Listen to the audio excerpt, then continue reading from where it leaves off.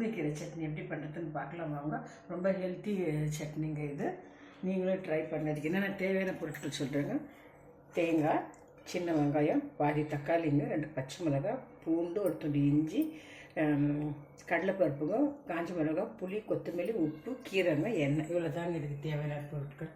Stove பற்ற வச்சுருக்குறாங்க. எண்ணெய் போட்டு கீரை இதெல்லாம் வதக்கிடலாங்க. அவங்க இதெல்லாம் போட்டு வறுத்துடலாங்க. இதெல்லாம் வறுத்துவாங்க. மொத்தமாக வறுத்துக்குங்க. தேங்காய் கூட வறுத்துங்க. கீரை போட்டு வதக்கிடலாங்க.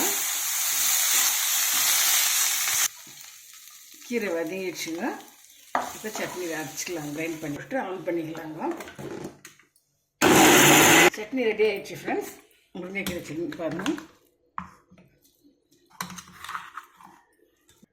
முருங்கைக்கீரை சட்னி ரெடி ஆகிடுச்சு ஃப்ரெண்ட்ஸ். இது வந்து ரொம்ப ஹெல்த்தி சட்னிங்க. இது நிறைய பெனிஃபிட்ஸ் இருக்குதுங்க. நீங்களே வீட்டில் ட்ரை பண்ணுங்க. இட்லிக்கு, தோசைக்கு, சப்பாத்திக்கு, ரைஸ்க்கு எல்லாம் ரொம்ப சூப்பராக இருக்கும். இது ட்ரை பண்ணுங்கள் ஃப்ரெண்ட்ஸ்.